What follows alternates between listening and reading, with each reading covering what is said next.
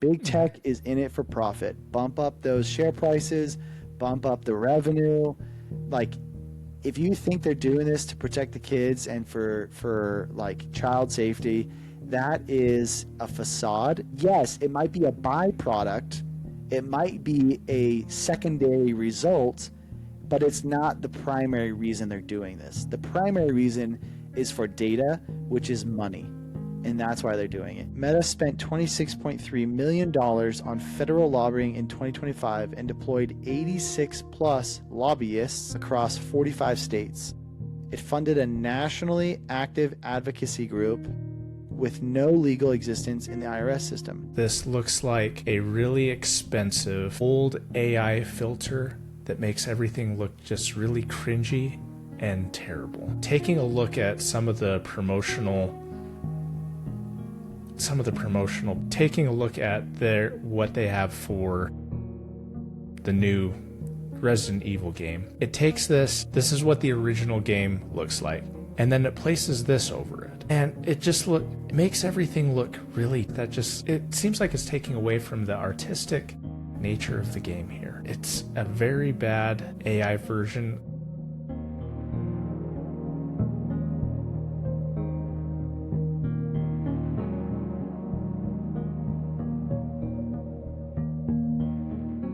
All right, good evening, everyone. Welcome to an episode of the BedTech Show. We've got a great episode for you tonight. Ben, what do we have going on tonight? Yeah, I got a couple things that we're going to be chatting about. First one is Nvidia, our favorite stock and graphics card maker. We're going to be chatting about their new DLSS, which is pretty cool to see. They released it, I think, yesterday, and we'll be chatting about that, what the impact is on gaming and what that looks like. And then we'll kind of get into maybe some conspiracy theories with Meta and Mark Zuckerberg, mainly about lobbying for facial recognition. We'll put on our tin hats again. We love doing that here, Ethan, on this show. Yes. So let's see what we can come up with in terms of why they're lobbying so hard and spending so many millions, and see what the impact might be in the future. See if we can bring out our crystal ball as well as our tinfoil hats. That's what we got on the docket for now. And, we go down rabbit holes, we go down tunnels. We sometimes don't know where the conversation is going. So that's what we have on the docket today. Should be fun. Yep. Off to find the Cheshire Cat. So here we go. That's right. Let's go. So start off, Nvidia. They announced DLSS 5 that is going to be coming out in the distant future. Basically, from what my understanding of this is a real-time neural rendering model that infuses pixels with photoreal lighting materials, according to their website, which is basically, for the layperson, that is taking an AI filter and putting it over the geometry of what has already been rendered. So the best way that I can describe this is this looks like a really expensive old AI filter that makes everything look just really cringy and terrible. Taking a look at some of the promotional presentations.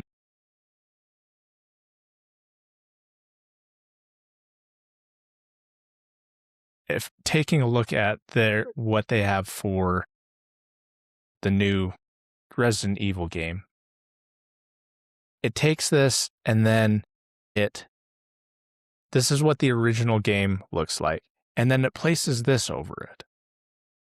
Yeah. And it makes everything look really terrible. Like that right there, it seems like it's taking away from the artistic nature of the game here. And it's a very bad AI version, almost to the level, I think it's like Will Smith eating spaghetti. That's a great video that came out a couple of years ago of the first display, or one of the first displays of AI video. Yeah, I kind of agree. It is interesting how they layer on their AI graphic aspect. But it's cool how quickly that they can make edits and layer on things. I think that's really cool, but this has been getting a lot of negative heat. So kind of dive into that, Ethan, a little bit more of like your perspective on it and your thoughts on the negativity and what do you think? Yeah, I mean, one of the things was like as they were going through this demonstration, it took two 5090s to be able to pull this off. So one to render the game, and then one to render the AI image on top of it. And so, first off, this is already taking enough compute power. One of the other things is I'm very certain that nobody asked for this. No Mhm. gamer wants this. And the fact that Nvidia is wasting resources on this is why we can't have RAM at a decent price. This is why we can't have storage at a decent price, and why we can't have new graphics cards this year, because Nvidia is working on stuff like this. To me, it just seems like a very poor allocation of resources, and I'm not happy with it. But that was kind of how I was when they announced ray tracing several years back. It was like nobody wants this, and now it's kind of like I'm getting to the point where I'm almost accepting it. It's like it's not too taxing on the FPS hit. So maybe we'll get to that here in about 5 years or so, and this won't be too bad. But it just seems like it's really altering the actual image of how the game was developed, and like it's almost like it's copying and trying to make it better, but it's not the way Mhm. that the artists depicted it. Yeah, and I like you were saying, it kind of takes away from the original artistic design and it molds the graphics and the characters to all kind of have the same art AI style. You know, you look at it and you think this looks a lot like the other AI generated slop that I see on the internet. Mhm. Like I said, I do think it is interesting and pretty cool how they can layer on something and make significant changes to the visuals and the graphics. I mean, it's obviously noticeable or else we wouldn't be making a big deal about it Right. and the community wouldn't be making a big deal about it.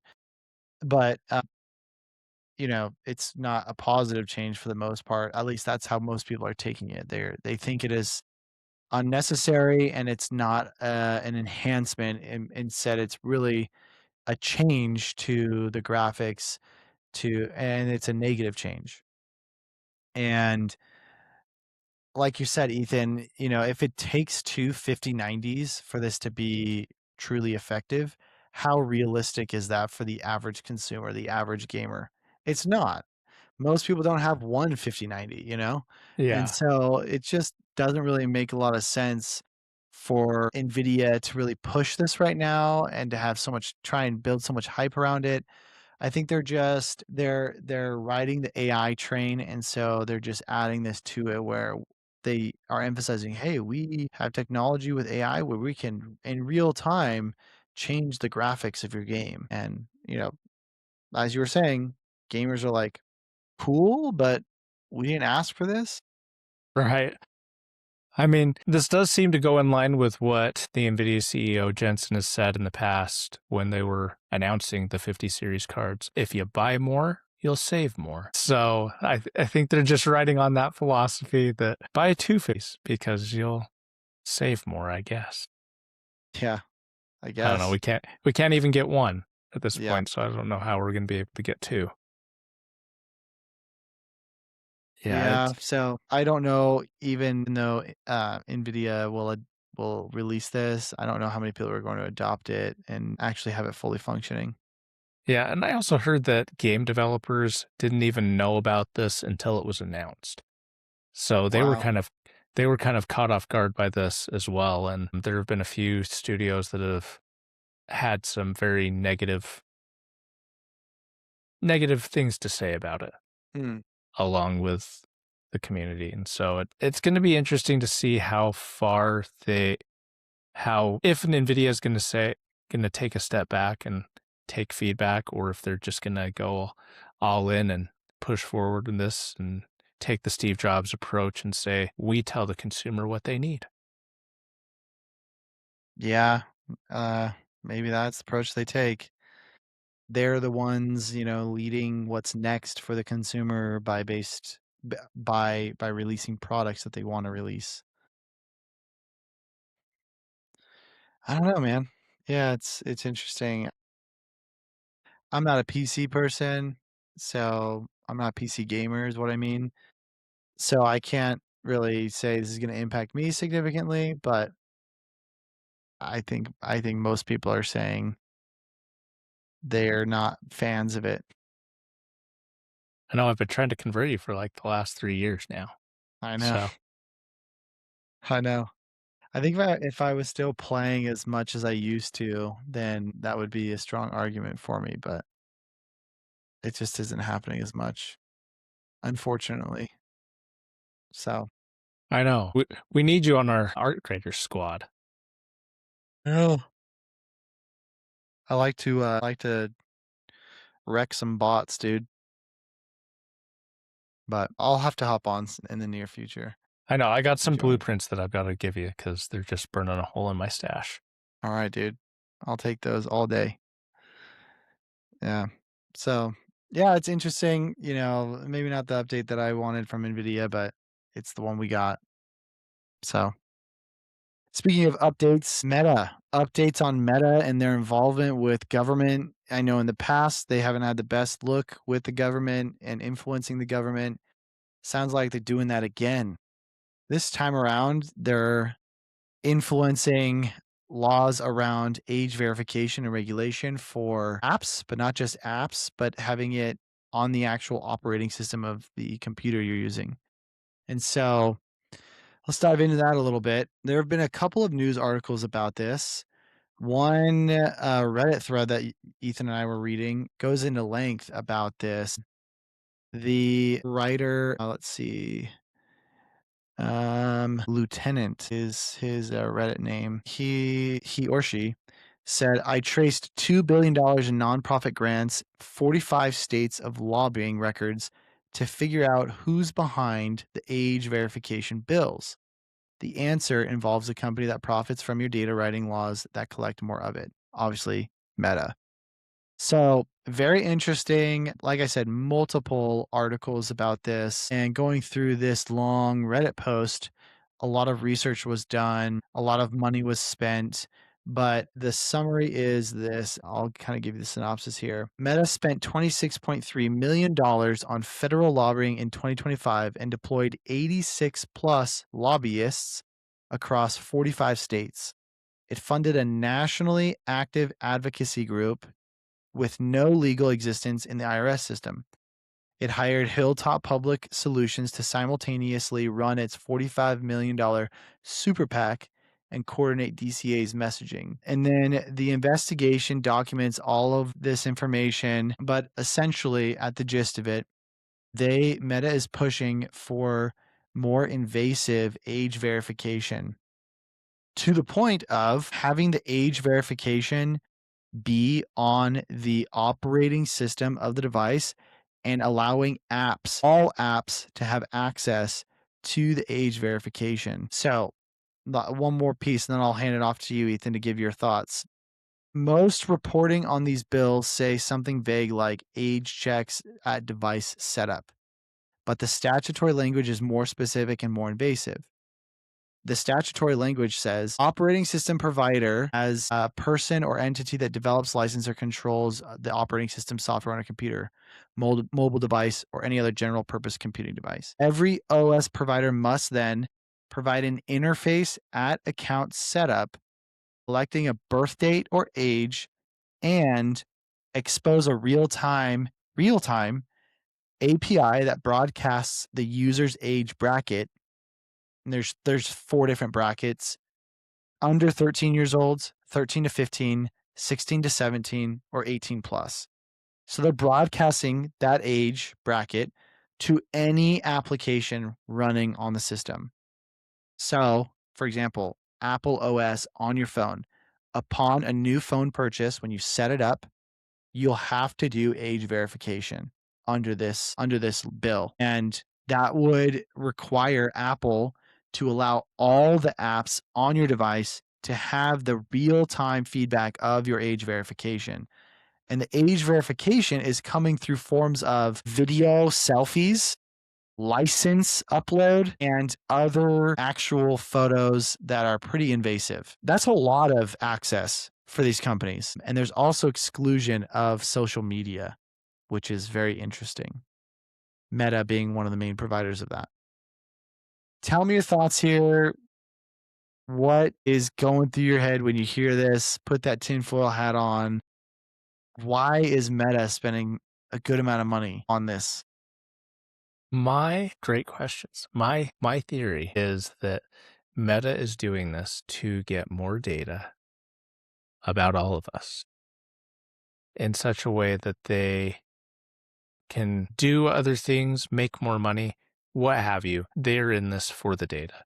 This is not for the children or for protecting individuals. It is for their bottom line, is my thought. To me, it's pretty scary that it goes down to the OS level and allows every app to query this and gain access to it. The fact that all of this information would essentially be behind a central database, that makes it infinitely more susceptible to data attacks and breaches. And as soon as that is breached, everybody's information is gone. Somebody has it and will be able to do malicious things with it. So I'm not very happy with this. I think this is an overstep of what they think the issue is. And rather than putting that at the OS level, maybe we should just trust our users a little bit more and give them their autonomy back a little bit. What are your thoughts? Yeah, no, I agree. I asked ChatGPT what are some of the reasons for this, but another big reason is Meta wants to put a lot of pressure on Apple and Google, their competitors, and put the responsibility and the burden of regulation on them. So that's why it would be at the OS level, right? Microsoft as well for any kind of Windows PC. I agree with you though. I don't like the idea of having all this sensitive information under one roof. It makes for centralized data. It becomes a bigger target for hacking and data breaches. I also agree that like I don't think it's big tech's job to regulate who accesses their products. I don't think it's their job to regulate who accesses mature content. I don't think that's their job. I Right. think they should enable parents and guardians to put in restrictions if they want. Mm-hmm. I don't think they should be requiring data upon creation of an account. That I think is overstepping. I think it's completely unnecessary and it's such a huge wall of requirement. It's such a huge data wall that you're requiring someone to get by that it's essentially saying give me your data or don't use this computer, right? That was one of the comments on the Reddit thread. And I think that's absolutely ridiculous. I don't think that should be the case. I shouldn't have to hand over my ID or upload a video selfie in order to use a product. That I think is ridiculous. But they're spending a good amount of money on it and they're lobbying pretty hard for it. Yeah, $2 billion over this, Yeah. which is a Yeah. lot to spend on lobbying. 100%. Yeah, it really is. Granted, it's not a lot for Meta in relative to like their revenue, but just the amount alone, standalone, is a lot of money that they're Mm-hmm. paying. And so there's obviously big wins for Meta here. I want to make sure that people really understand I love America and I love the capitalist world that we have. I think it is probably the best form of economy that you can have. And people can debate me on that. That's fine. But I will say one of the downfalls of capitalism is sometimes you get these big players who can throw their weight around and have insane influence on regulation, law creation, etc. And I don't think that's appropriate. And I think it's wrong. And my point is, even though I am for capitalism, I do think this is a misuse of influence. And to be very clear for our listeners, there is no for profit company that will do anything out of their good of the heart. They are in it for profit alone. That's it. They're in it for profit, especially big tech. Big tech is in it for profit. Bump up those share prices, bump up the revenue. Like, if you think they're doing this to protect the kids and for like child safety, that is a facade. Yes, it might be a byproduct. It might be a secondary result, but it's not the primary reason they're doing this. The primary reason is for data, which is money. And that's why they're doing it. And I think for me, that's what frustrates me. Yeah, I agree. I mean, there's no, every company that's like that has shareholders, they have a fiduciary duty to their shareholders to make them money. And that is like the first thing that they have to do. And so anything that they do is centered around that. So I completely agree with that. I think it's really stupid when companies put the facade like, oh, we're doing this to save the planet, or we're doing this to save the children. It's just not the reason here. And Yeah. so the fact that this is coming and so much is going into to make this an actual law is very scary with how much they're putting into it. I'm not so familiar with this like realm of everything, but I don't know of any other bill that has had this much lobbying for it in the past. That's interesting to me. I don't know too much about big tech and how much they've lobbied in the past for bills. So hard for me to say one way or the other. But that's interesting you say that. It really makes me think that I don't have a full grasp of what Meta's goal is here.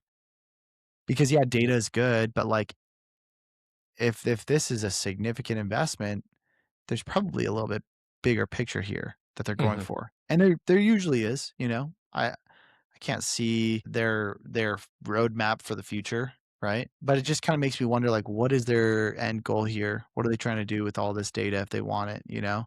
If they want Yeah. age verification.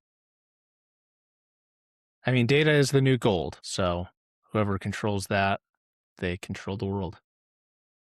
And I'll put a qualifier on my statement of like any for-profit company. I'll say any public company, any public for-profit company. That maybe adds a little bit more qualification around it because, you know, you have like your small mom and pop shops and, you know, they definitely do like favors here and there and help out the community and stuff like that. There's good people who own them, but that's not what I'm talking about. I'm talking about the public for-profit larger companies, enterprise level companies that at the end of the day, like you said, Ethan, they have a fiduciary duty to their shareholders, and that's their number one goal.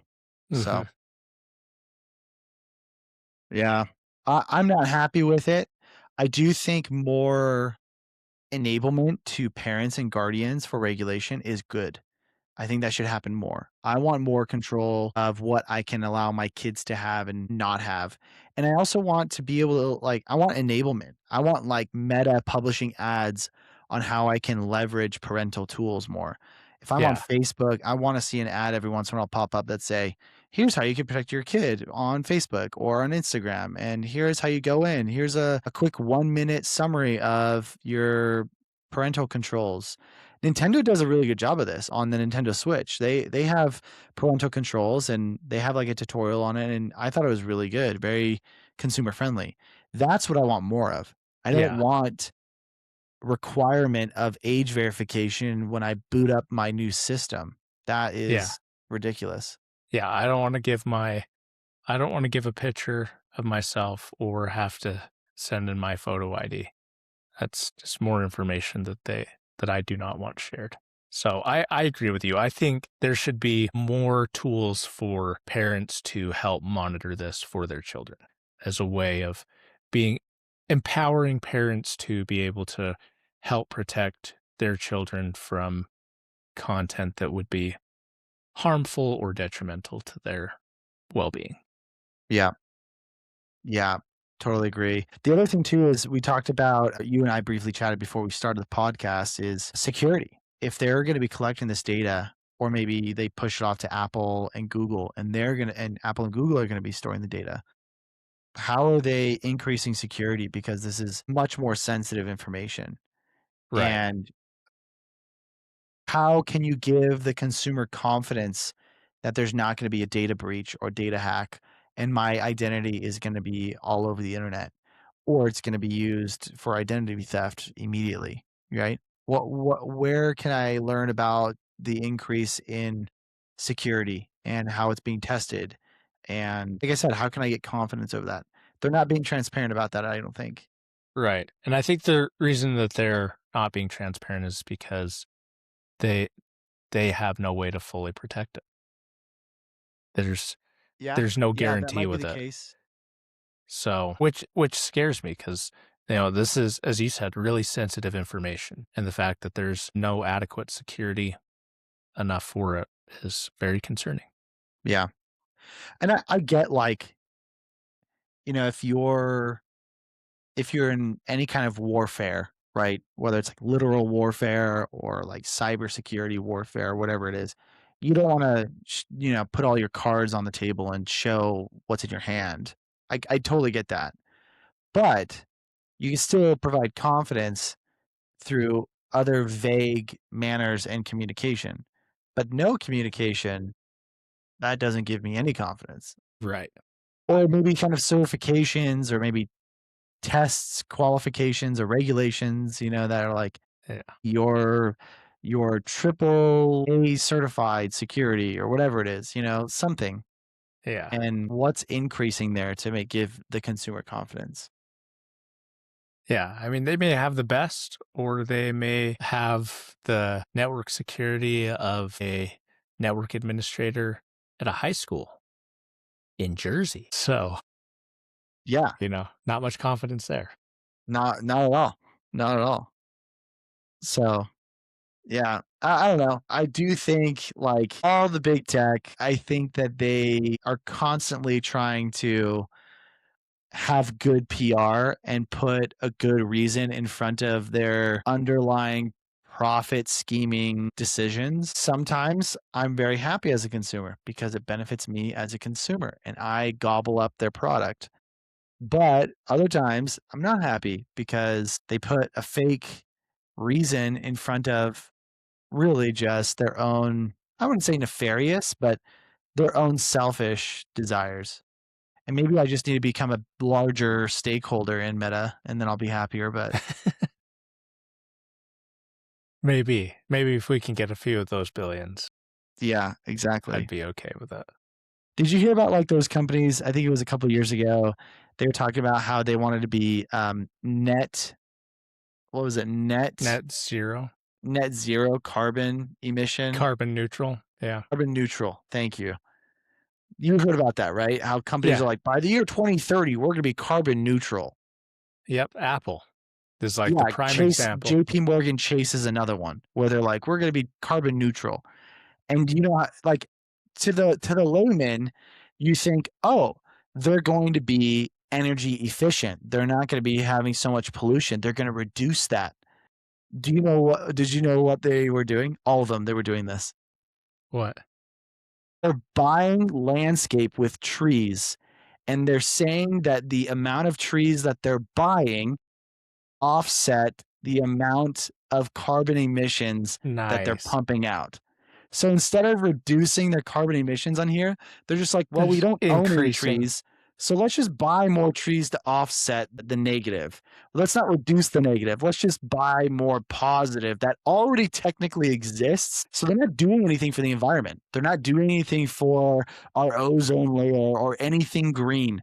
They're just owning trees that already existed and then using it as leverage for offsetting their carbon emissions. It's like the biggest BS thing, dude, you know? Yeah. Like, oh, we're carbon neutral. It's like, you're not really carbon neutral. Yeah. You just own more trees, you know? I Yeah. don't know. Yeah. Own more trees, and they stop shipping charging bricks with your phones. Yeah. Yeah. It's like, come on, you know? It was when I found that out, I laughed. I was like, of course. Like why am I surprised here? I shouldn't be surprised by that. Yeah. That yeah, that is just I really hate how companies are really two-faced. It'd be nice if we all just said how it is. Mm-hmm. I think everything would go a lot smoother.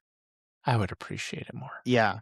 And maybe, you know, I can obviously see like telling like a white lie to make things kind of smooth things over, but like even if it doesn't make things not make everything smoother, at least everyone knows the honest truth behind everything, right? Right. And I feel like the world would function easier, maybe not well, I think to an extent smoother as you're saying, but I think it would also function easier because everyone would have trust, you know? They'd be like, Mhm. okay, I know that's actually why they're doing it. And there's more accountability, there's more ownership, there's probably going to be less nefarious movement because they can't get away if they only told the truth, right? They wouldn't be able to get Right. away with having a fake reason behind stuff. Anyway, unrealistic expectations never happens. Yeah. Well, speaking of expectations, we really hope that you'll give us a thumbs up for our video today. You know, it really does help our channel. If you didn't like it, that other button seems to work all right as well. Make sure you send this to somebody you dislike. As always, ring-a-ling that ding-a-ling button so you never miss out on any content as it's posted on the channel. Till next time, stay classy and have a good evening. Peace.